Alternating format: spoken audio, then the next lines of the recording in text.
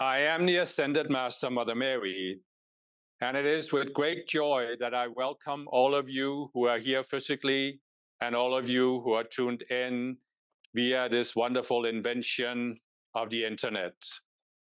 So greetings from my heart and the heart of all of us who are going to speak, all of us who are supporting this gathering, and the goal of clearing the heart of both yourselves and of this nation of the United States, which is not so united right now because the heart has taken a back seat for too many people to either the other chakras or to the thinking, linear, analytical, judging mind. What is the heart?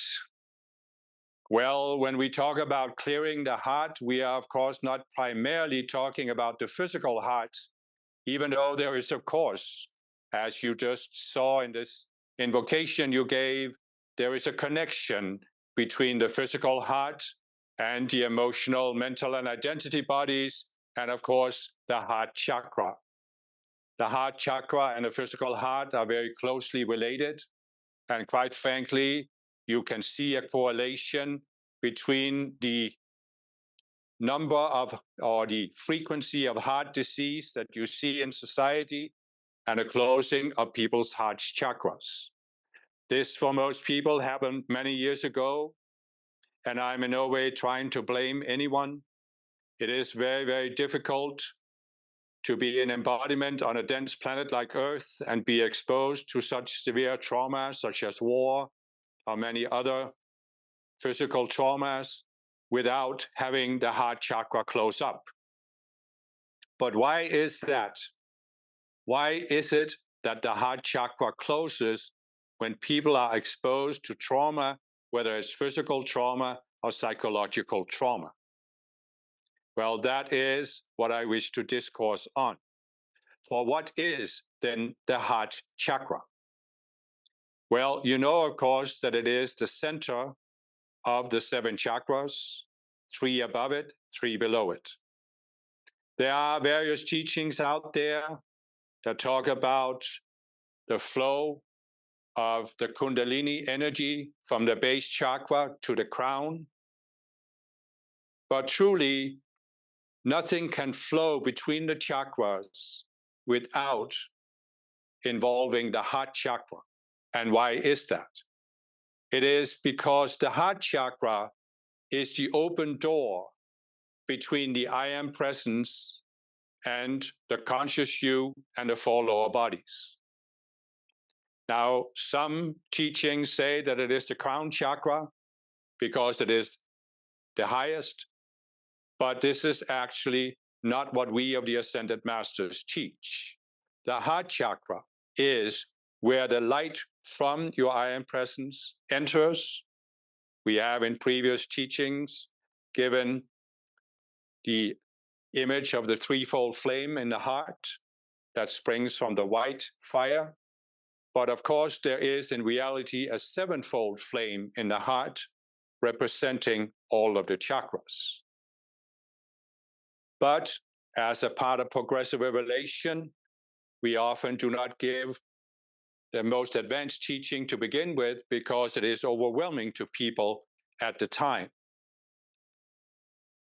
So there truly is a replica of each of the chakras in the heart chakra. And of course, many of you are familiar with the concept that there is a secret chamber of the heart. And this is actually really, you can look at it as not being a separate chakra because it is interlinked with the heart chakra, yet it is separate in the sense that even if the heart chakra closes, or even if it takes in impurities, this will not affect the secret chamber of the heart. Nothing from earth, nothing from below, nothing from the outside can enter or pollute the secret chamber.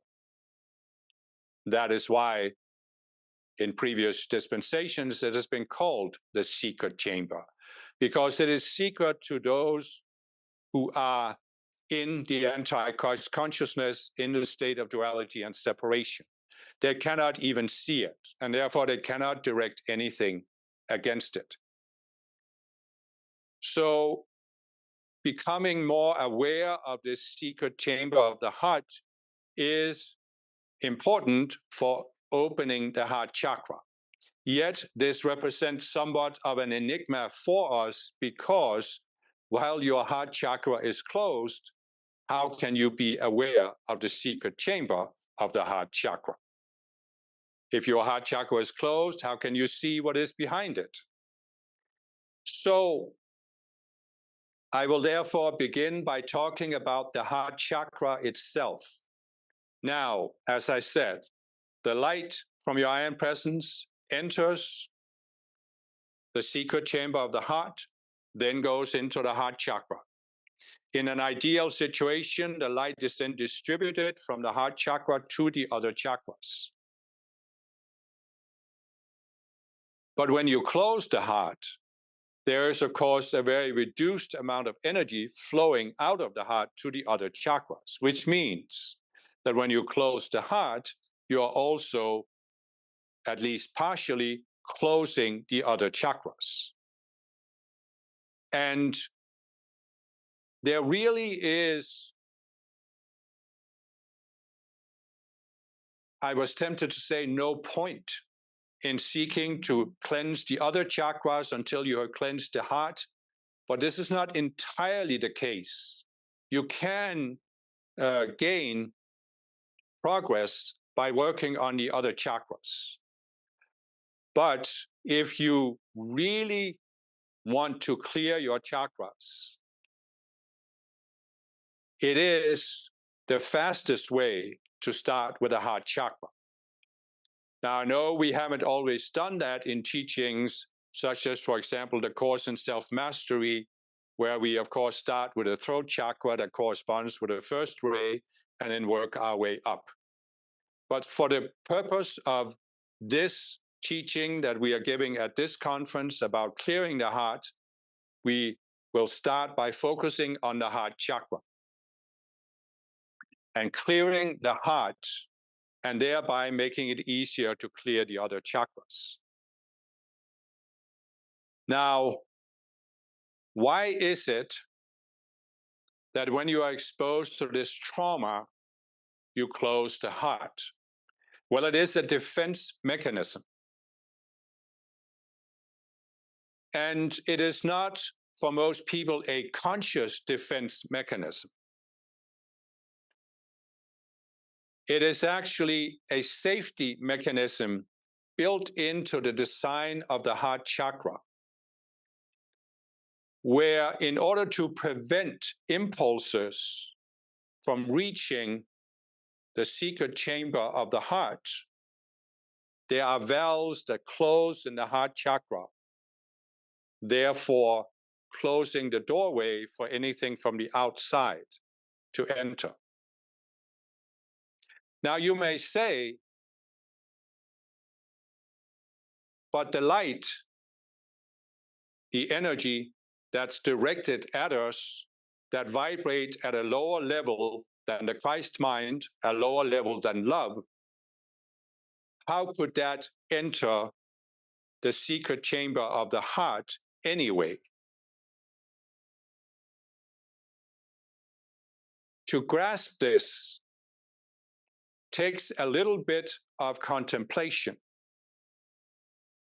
It is actually not that the energies themselves enter, but that the thought matrices carried by the energy waves can enter into the heart chakra and therefore color the light as soon as it comes out of the secret chamber.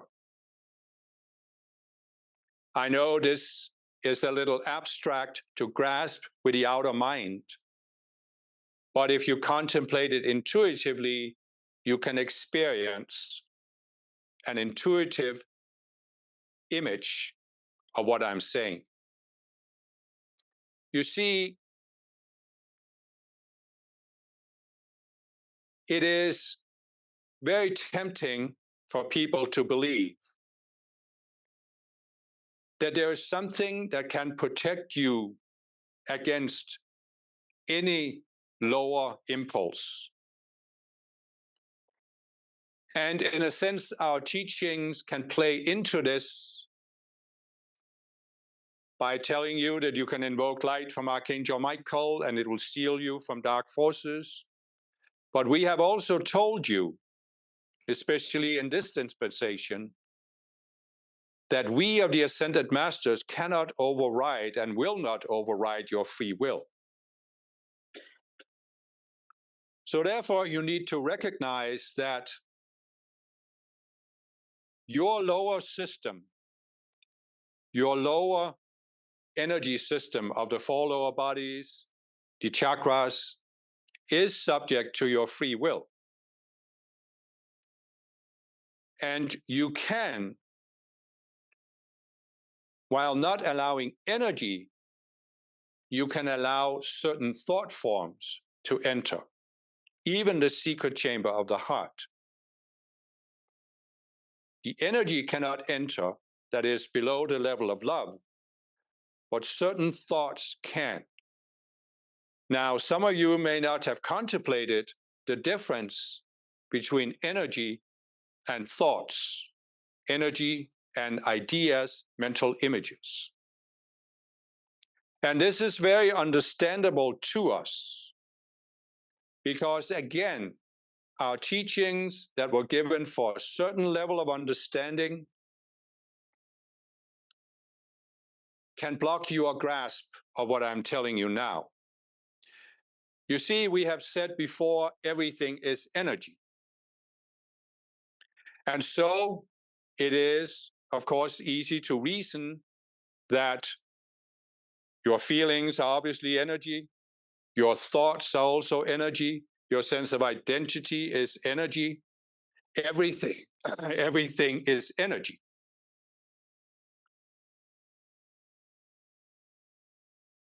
And this is correct, but it is not the full understanding.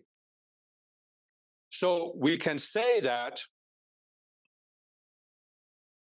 there are certain energies that are moving energies. You take light from the sun is a physical energy that is moving through space. You take a radio wave. A radio wave is moving through space, but a radio wave carries words. So there is an energy wave that is kind of like the driving force, the propellant of the radio wave.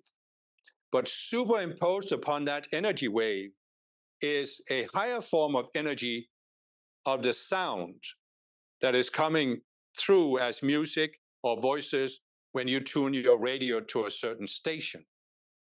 And of course, when you're talking about voices, or for that matter, even a song, there is meaning carried by those words. The words release a certain meaning in your mind.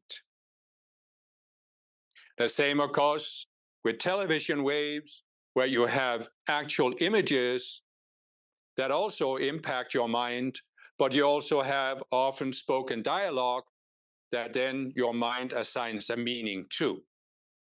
So you see, there is an alpha and omega of energy.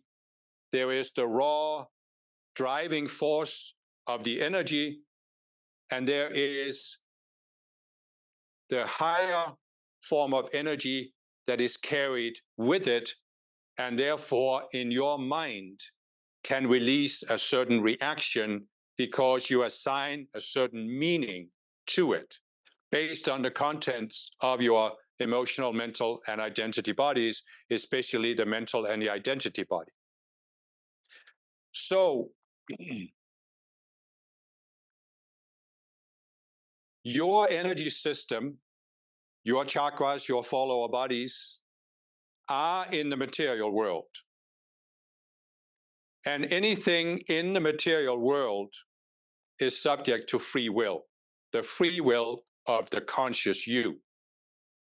Now, we have hinted at it before, at least, that you can talk about the free will of the I Am Presence and the free will of the conscious you. So, here's your I Am Presence in the spiritual realm. It looks into the unascended sphere. It decides to send an extension of itself into embodiment in this unascended sphere, and that extension is the conscious you. The conscious you is an extension of the I Am Presence. But once it is sent into embodiment, it gains a separate sense of self. When I say separate, I don't mean that the conscious you goes into duality. That is a choice that the conscious you can make at the 48th level. But you still have a sense of identity that is separate from the I Am Presence. When you descend to the 48th level, you see yourself as connected, a connected being. But you will, at the 48th level, experience a distance, a difference in vibration between the conscious you and the I Am Presence. And therefore, there is, even at the 48th level and above, a certain sense of separation from the presence. This means that the conscious you experiences the situations it encounters in the material world in a different way than the I Am Presence does. This is, of course, part of the purpose of sending the conscious you into embodiment, to have experiences that the I Am Presence cannot have from the spiritual realm. But it also means that the I Am Present, that the conscious you, in order to have those experiences, it has a will that is not a clone of, not in total alignment with the I Am Presence. And therefore, the conscious you has the option to go into duality and separation, what we have called the separate mind, based on the duality consciousness with the two opposite polarities. And this is simply an inevitable part of taking embodiment, sending the conscious you into embodiment. I know that for many of you who are focused down here in the physical realm, experiencing the world as it is, experiencing various traumas, carrying some of these wounds with you from past lives, even going back to your birth trauma, it can seem like this is kind of a raw deal for the conscious you. Because the conscious you is the one who is down here in embodiment, experiencing the world through the four lower bodies, having to make choices based on all of these chaotic conditions. And the conscious you is the one who can feel really, really hurt by conditions. While the I Am Presence is sitting up there, not experiencing all of the pain and trouble that the conscious you is experiencing. And it's perfectly understandable that you have that reaction. I certainly had it when I was in embodiment. All ascended masters who have been in embodiment, especially on a dense planet like Earth, we have had to go through that reaction. So even though this was a long, seemingly sidetrack, it relates to the heart chakra. Because while you cannot take the raw energy waves of a lower vibration into the secret chamber of the heart, you can take certain images. And one of the images you can take is this sense that you were the one who got the hard end of the deal. You are the one who's here in embodiment. You are the one who is experiencing all of this. And why did the I Am Presence allow this? And why did the Ascended Masters allow this? And why haven't they protected you from all of the things that have happened? It's a very understandable reaction. Now, I am using specific words here. Each of you may have other words that are more meaningful to you. But we can basically say that at some point in the past, when you were exposed to what we have called the cosmic burst trauma or other traumas, you had a certain reaction in the secret chamber of your heart. And when you had that reaction, that there was something that happened that shouldn't have happened, you inevitably felt that you want this never to happen again. And therefore, you want to protect yourself from this happening again. And as a result of that, you want to close the valves in your heart chakra so that no thoughts or ideas can enter the secret chamber of the heart from Earth. Again, it's a very understandable reaction that we all have had, those of us who have ascended from Earth. It's almost inevitable. I don't even really need to say almost, because given the density of the planet, the darkness, the amount of fallen beings on the planet, it is inevitable. So, a long explanation, I know, but it is important to set the foundation for what we will teach you during this conference. So you see here that in the secret chamber of the heart is your basic reaction to Earth, the conscious use basic reaction to Earth. But it's sealed behind the closed heart chakra, the valves in the heart chakra. This means that the conscious you is outside those valves. And therefore, you cannot see that reaction. You can, if you have started clearing your heart chakra, you may see it in glimpses. And some of you have already seen it. You have already sensed that you have a certain reaction to Earth. And this is because you have opened enough of the valves that you can get at least a partial sensation of what is the basic way that you look at Earth. So this is the deepest dynamic of what's going on in the heart chakra. That when you look at your heart chakra from the outside, when the heart chakra is closed, you cannot see that reaction to Earth. And if you look at human beings out there in the world who are not on a spiritual path, they have no idea of what I'm saying. If I was giving this teaching in some kind of public forum where people would be exposed to it, which would have to be by force, as people wouldn't even voluntarily connect to the teaching. But if that were to happen, that people were exposed to it, they would have no idea what I'm talking about.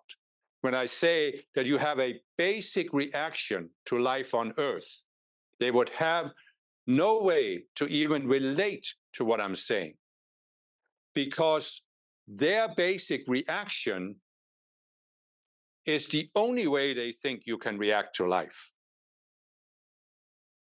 You who are spiritual people, based on all the teachings we have given about separate selves, subconscious selves that cause you to react, you can see, or at least you can switch your mind and begin to see that although the reaction that you had was understandable and inevitable, it was only a reaction.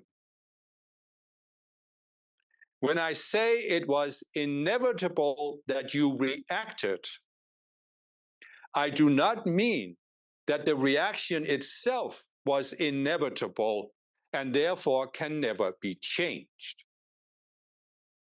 You reacted, the conscious you reacted by making a choice to accept a certain idea, a certain view. By becoming conscious of that choice, you can consciously change it.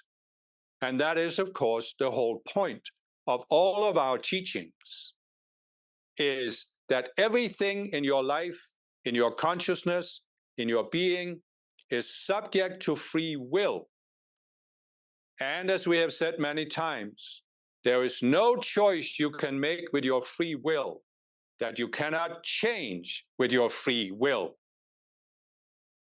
And this, of course, is what the vast majority of people on Earth are unable to grasp at their present level of consciousness. They, of course, also made a choice to accept a certain reaction to Earth. But it is buried so deep that they have no concept of what it really means. And therefore, they think that the way they react to life is the only way to react to life. Now, some people have started to become more aware, and they can see, oh, other people are actually not reacting to certain situations the way I am. And therefore, they could become open to a teaching that would show them that they have some very, very deep reactions to Earth, but that not everyone has the same reaction. It can, of course, be helpful to you, even as spiritual people, to talk about your basic reaction to Earth, so you can see that all of you didn't have the same reaction.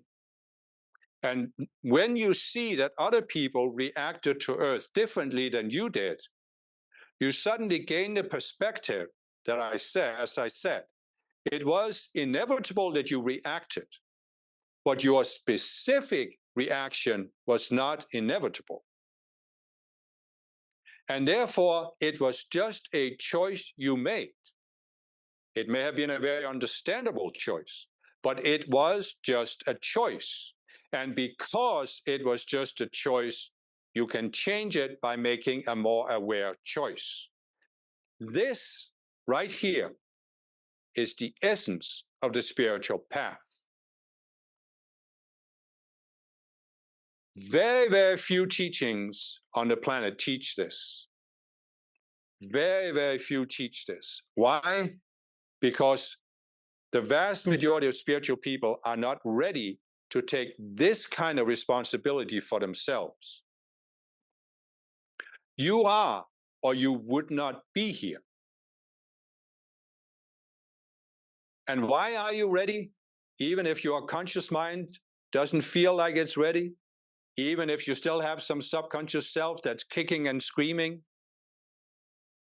Why are you ready? Because you had certain questions in your mind that nothing else answered, but you couldn't ignore or deny the questions. So you kept looking until you found this teaching. I'm not saying this to give you any sense of pride that you are more advanced than all other spiritual students. We have seen what this does to even ascended master students when they think they have the highest teaching on the planet. It's not a matter of evaluating high or low. It's a matter of evaluating, what are you ready for? What are you ready for? And when the student is ready, the teacher appears. So, have I appeared to you? So you are ready. Now, you may have some separate selves that you need to work through before you can start looking at the deeper attitude to life that I'm talking about here. And this, of course, we will help you look at. So just to perhaps go a little bit down to a more practical level,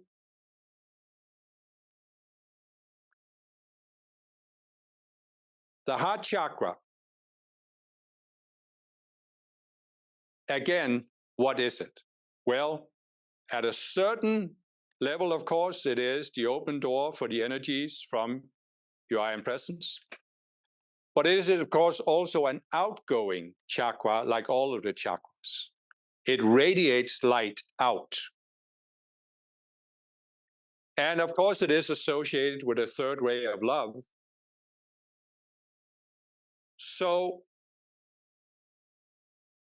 if we now step away from the more higher perspective I have given you, step to a more practical level, and you as an individual student, you are contemplating, what's the status of my heart chakra? How can I start getting a feel for what I need to heal in my heart chakra? In other words, instead of looking at this higher perspective I've given you, more practical. What do I need to start to heal? And the first thing you, of course, can look at is the way you look at love, the way you relate to love, the way you think about love, the way you feel about love. And this, of course, can most easily be seen in your relationships to other people.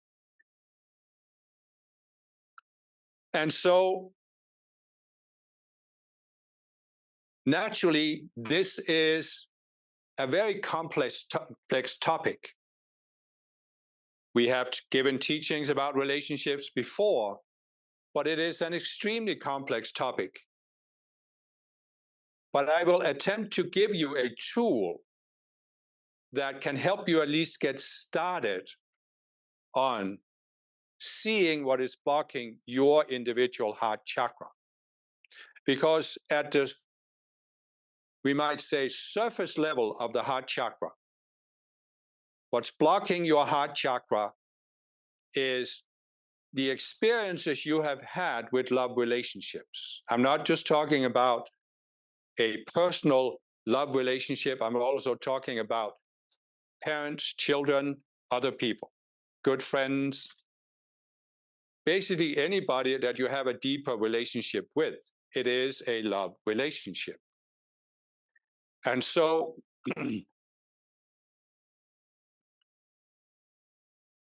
what I want to give you as a practical tool here is that I want to take you through a meditation. And at the end of the meditation, I want you to take the notepads that you should all have had on your chairs and tables and a pen. So I want you to take that out now and be ready. Because at the end of the meditation, I want you to write down the first thing that comes to you. Don't analyze. We did this at the last conference in Estonia. Do not analyze, do not think.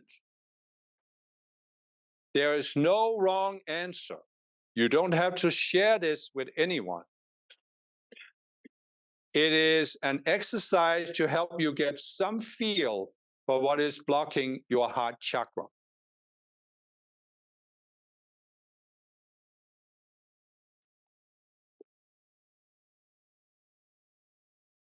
Anybody have a pen I can borrow? An extra pen? Just throw it.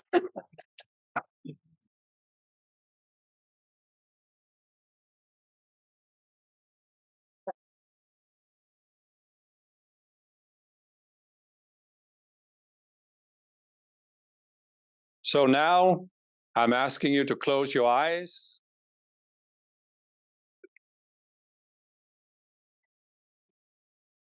We are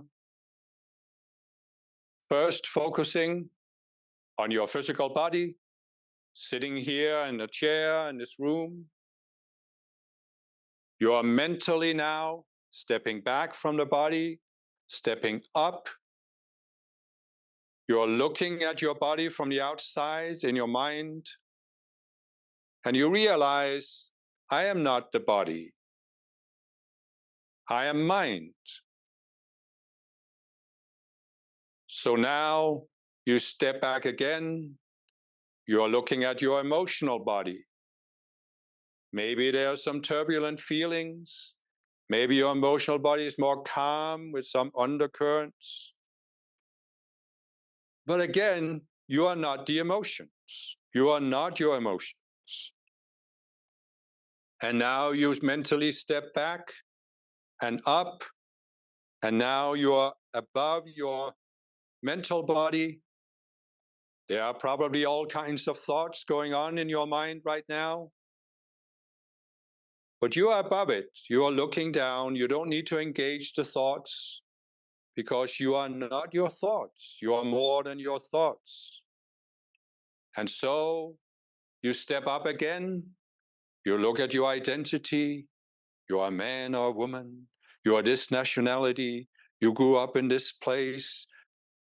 But you are more than all of this. You don't need to engage it. You don't need to go inside of it. You can actually exist without that outer identity that you have taken on.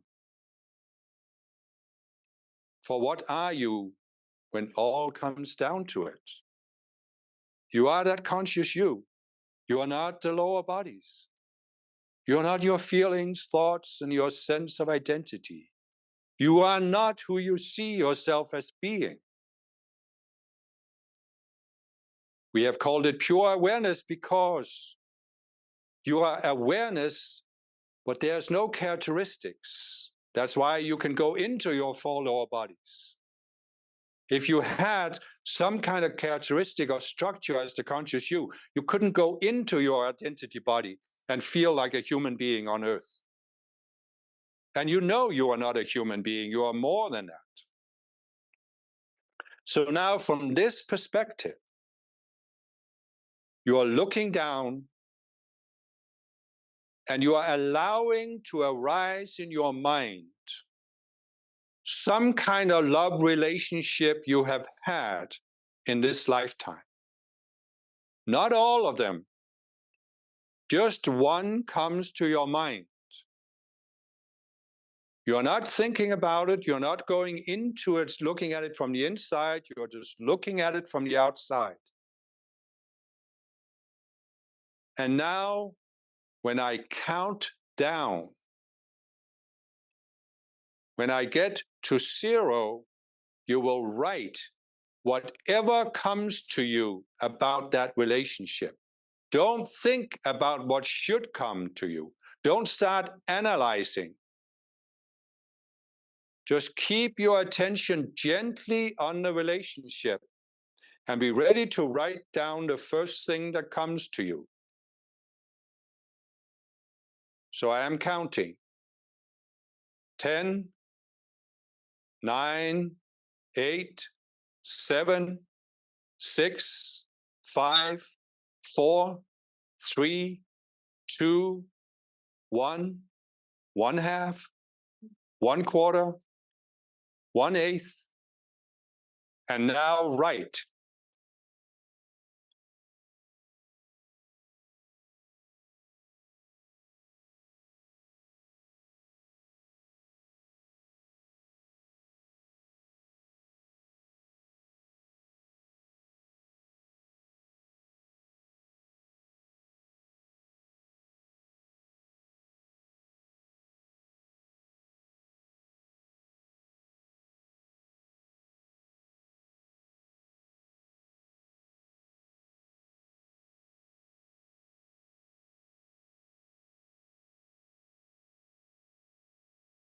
So now stop writing. You can always, when you have a quiet moment during this conference or after the conference, you can look at what you wrote. If you managed to write anything, if you didn't, it's perfectly fine. You can do the exercise again and see what comes to you. But what you will see for many of you is that you have a certain view of love relationships. And for many of you, it will be related to trust. That you feel that you have been hurt in love relationships, and therefore you find it difficult to trust other people. But why is it you can't trust? You may say, I've been hurt. Yes. But why have you been hurt? What was it that caused the hurt?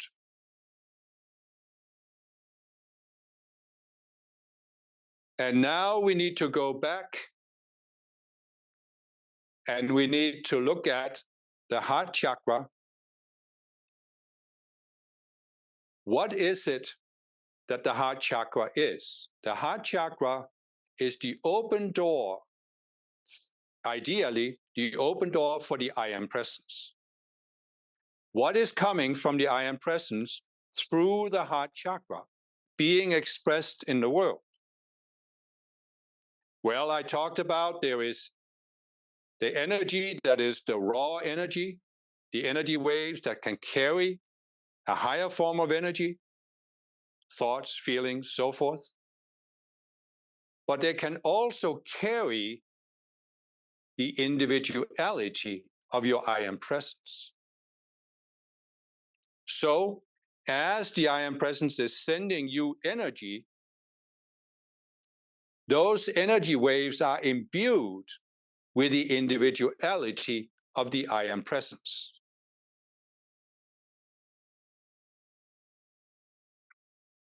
And this means what? It means that when you first came to Earth, you came here to express the individuality of your I am presence.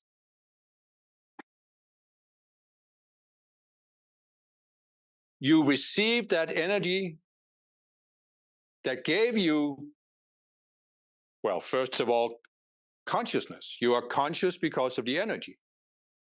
It filled your identity body, your mental body, your emotional body, even your physical, so that you had the energy to do something, to express something, to be creative, to give some kind of a gift to the world.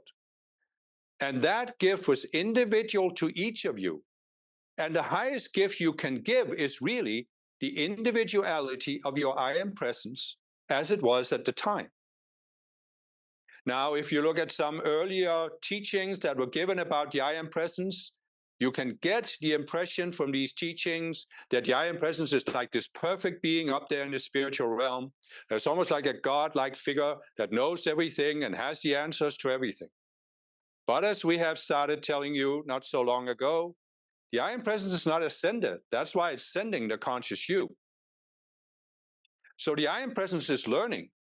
At the time that the I am presence decides to send a conscious you, it has a certain individuality. Why is it sending the conscious you? To expand that individuality, to grow its sense of self, to transcend itself. That means that the I am presence is not the same being today that originally sent you into embodiment on earth. It has transcended itself many times as a result of the experiences you have had. So here you are, conscious you, in embodiment, you are exposed to this trauma, you close your heart chakra.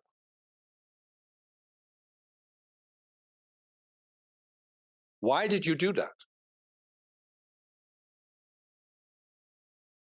Because the conscious you felt that it, as it saw itself, and as I said, you descend with a sense that you are somewhat separated.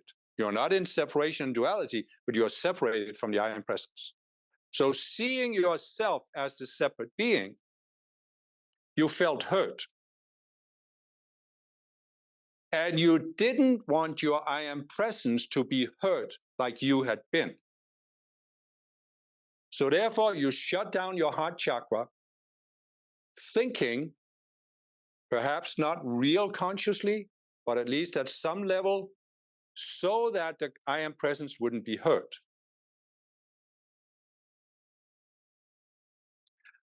What has this got to do with your love relationships? Well, what is it you do when you are in a close relationship with another human being. You are exposing yourself. You can hide from a lot of people. You can hide who you are. But in a love relationship, it's much more difficult. Some people still manage to hide themselves pretty well, but it is definitely more difficult. So you see, you were hurt by the world. You shut down your heart chakra, which means what? It means you lose your connection to your I Am Presence. Now you don't feel the love of your I Am Presence, so you seek love from other people. But in order to get that love, you have to open yourself and be vulnerable. And then when you get disappointed by other people, what do you feel? You feel that they judged or rejected your individuality, the very being that you are. You feel that you were rejected for who you are. And that's why you are afraid to open yourself to other people, because you are afraid that they will reject you as you have been rejected in the past. You're afraid to expose yourself for who you are. Originally, this is because the conscious you felt that the individuality of the I Am Presence was rejected. Now, of course, you don't have a clear view of that individuality. You have created an individuality in your identity, mental, and emotional bodies. That is, of course, in many cases, you have these separate selves that are based on separation. So they are, of course, much more vulnerable to being hurt. But you see the dynamic. In a love relationship, you can't fully hide who you are. And you are so afraid of being rejected for who you are. What is it that people seek in a love relationship? They are seeking a person who will accept them for who they are and not criticize, not condemn, not try to change them, not blame them. And it's very understandable. It's what everybody seeks in a love relationship. Some people may have some separate selves that cause them to seek this by controlling others. But even behind these control games, everybody is actually seeking acceptance for who they are. Now, this can take individual forms. That is why some of you will have written down something that may seem like it doesn't quite connect to what I'm saying. But if you look at it more deeply, you will find that behind it, the specific form that it has for you, there is this push-pull of the desire to be accepted for who you are and the fear of being rejected for who you are.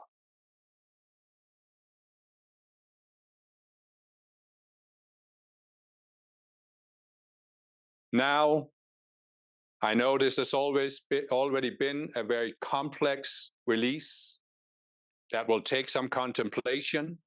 I don't expect you to really grasp everything that I have released here by just listening to it once. But I want to give it a slight turn and hopefully make it more practical. Because what you can do with this exercise that I've given you, you can give it again and again and get more clarity about what it is for you individually that is the basic dynamic in love relationships. How do you actually look at love? What does love specifically mean for you? What is it as an energy? And you have all been affected by this Hollywood happily ever after finding the ideal partner. And I understand why you're laughing, but if you could see how deeply these projections from the movie industry and the book industry have been ingrained in the collective consciousness, you would be shocked. It is so deeply ingrained, and it's deliberately done by the fallen beings because they know this keeps people seeking something outside themselves that you can only find inside yourself. So what you can do is contemplate how the way you look at love causes you to look out there. And what is it you are looking for? You will have individual views of this, individual words that you will use to describe it. But you are looking for something in a love relationship. And now there are two aspects of this. The one aspect is that you have the separate selves that are looking for something that could never be found. Why? Because the separate self is based on the duality consciousness. And what we have said many times, what the messenger has explained in some of his YouTube videos about non-duality and duality, is that you have two polarities that are relative to each other. But the duality consciousness takes one of them and elevates them to the status of being the absolute. If you talk about love, it's the absolute love. That's the Hollywood fantasy, the ultimate love. And all you need to do is find the right person, the one and only. But you see, it can never be found. Because no dualistic polarity can ever be ultimate. They are always relative. So they can never be fully satisfying. They can never fill you. That's why I said earlier, why have you found this teaching? Because there were questions you couldn't find answers to, but you couldn't just drop them. So you had to keep looking. Well, that's what you have to do in this world. And that's why you can never find another person who's going to fill all of your needs. So you're on an impossible quest. The other aspect of this is, of course, that you have some unresolved subconscious selves. And any person you are going to find will have their own unresolved subconscious selves. So when the honeymoon is over, the selves would start clashing. And this, when you have a subconscious self that's clashing with a subconscious self of another person, this will actuate this deeper sense that you were rejected in the past for who you are. Because you are inside the self. You are now identified with the self. It's become part of your emotional, mental identity body. So when the other person's separate self rejects your separate self, you feel it's rejecting you. And this is just inevitable. Look at relationships, the ones you have had. Look at other people. It's inevitable. But what does it come from? It comes from the fact that you are looking for something outside yourself that you can never find outside yourself. I'm not here saying that you can't have fulfilling love relationships, but you can't have them if you are so identified with these separate selves. And this means that you need to, instead of looking for this perfect love outside yourself, you need to redirect and go within and realize, where is the love going to come from that is going to fulfill you? it's going to come from your I am presence. It cannot come from anywhere else. So you need to open your heart chakra so you can feel that love. Some of you have already felt it. Some of you have felt it and you're not aware of it. Some of you have only had a brief glimpse. Some of you have not felt it because your heart chakra is still too closed. And we will, of course, give you other tools for opening the heart chakra. But what is sort of the conclusion that I want you to take away from this release? It is simply this: the conscious you does not need to protect the I am presence. You think you do. It's very deeply ingrained in all of us after we have been exposed to these traumas. We think we have to protect the presence. But what did I say in the beginning? The I am presence does not experience your life on earth the way you do as the conscious you. So even though you have been deeply hurt, the conscious you will not be hurt by that experience.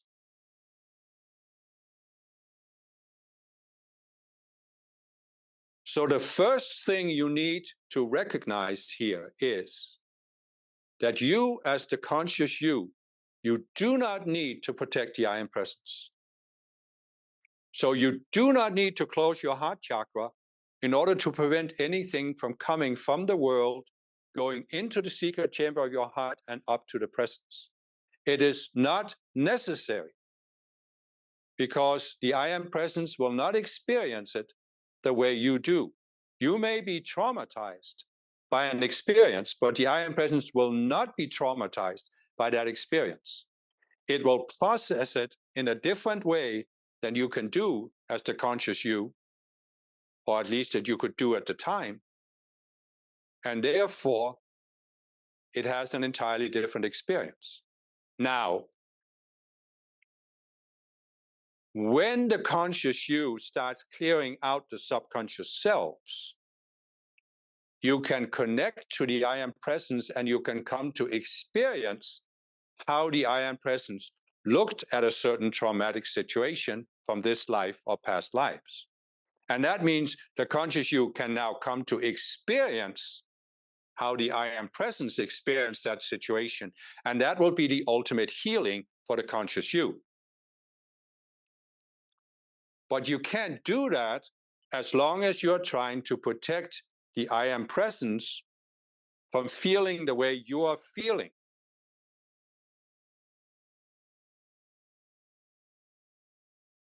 Because then you are blocking yourself from experiencing the love from your I am presence. And therefore, you're stuck. You're in a catch-22. So one way to break it is to realize you do not need to protect the I am presence. But the other aspect of it, the alpha to the omega are not protecting the I am presence, is to realize what we have said so many times. Think about how many times in the last few years we have said something like this. Please do not project at us or your I am presence that we judge you the way the fallen beings do. We are not in duality. Your I am presence is not in duality. It does not condemn the conscious you for any choice the conscious you has ever made.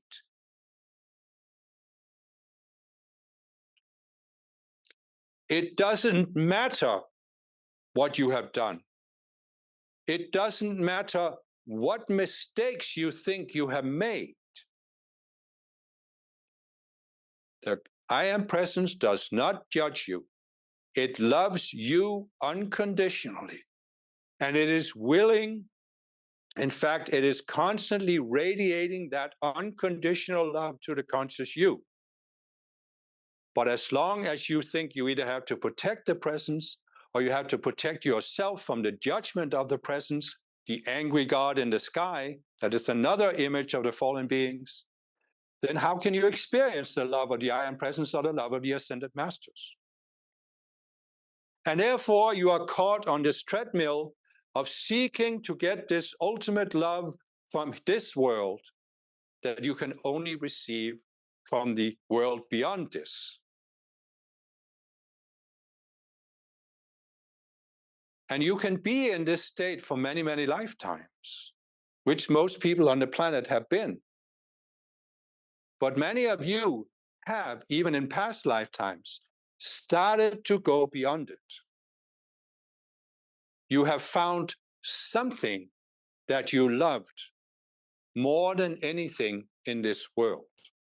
Why do you have these questions that cause you to keep seeking until you found the teaching? Because there is something you love more than anything in this world.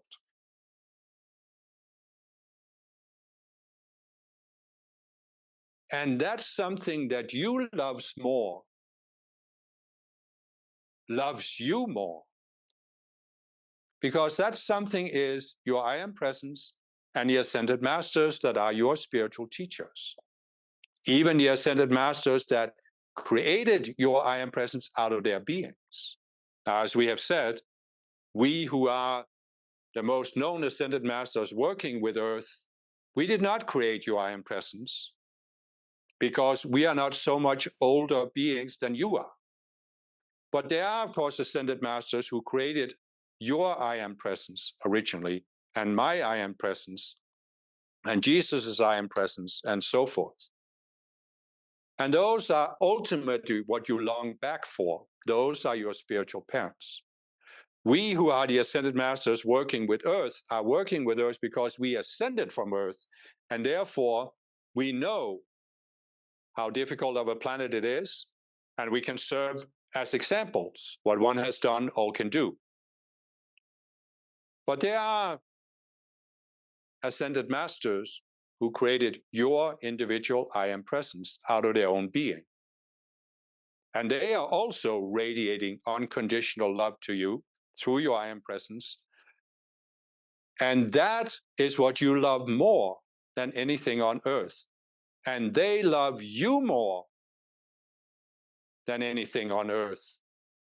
In fact, they love you more than any other being because you are out of their own beings. And that is ultimately what you seek. So again, I know I have given you a very big mouthful. It may, as we have said before, seem like too much for the beginning of a conference. But we have a certain teaching we want to bring out. And we had to set a foundation so we have something to build on. So I trust that you can come back to this teaching, study it, listen to it, read it, do the exercise, and gradually come to see what is the immediate thing that blocks your heart chakra, namely your approach to love relationships. And so with this, I've given you what I wanted to give you in this installment. I know this has been more of a teaching dictation, touching upon many complex topics that might appeal to the mind more than the heart. But I trust that behind it, you can feel what motivates me for giving this teaching. And what motivates me is that I love you, each and every one of you.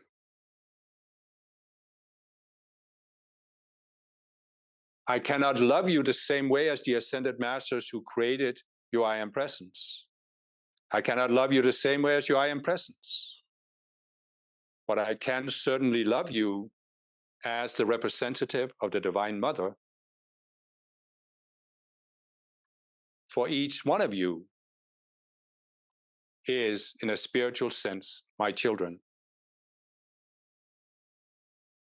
And I love each one of you, and I have absolutely no condemnation, no judgment for any of you, for anything you have done or gone through. There is only love. There is only a desire to help you transcend. You tend to think that it was easier for me to ascend than it is for you. You tend to think it was easier for Jesus or Saint Germain. But it was not. Why wasn't it? What do you have to overcome in order to ascend? Your individual psychology. Do you really think that it was easier for me to overcome my psychology than it is for you to overcome your psychology? How could it be? I had created, as the conscious you, my psychology. And therefore, it was as difficult for me to see through my psychology, my separate selves, as it is for you. Because I was looking at mine from the inside, just as you're looking at yours from the inside.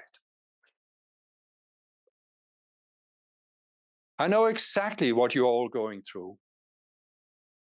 And I have no other desire than to see you be free of it and rise, as I know it is possible to rise. I have no other desire than to see you overcome these cells that cause you to reject my love because you think you're not worthy of it.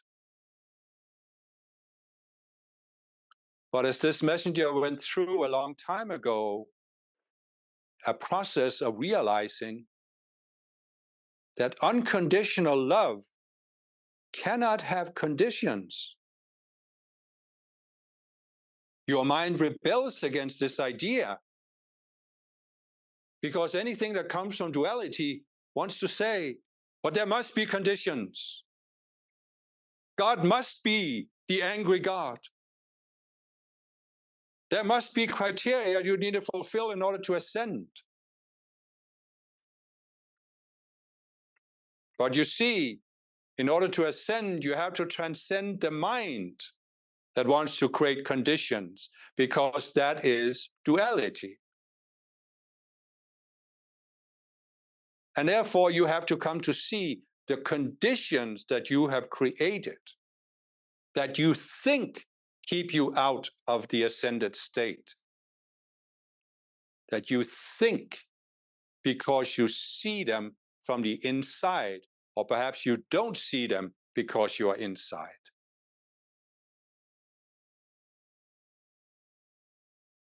But they all mean absolutely nothing. They only have the reality that you give them.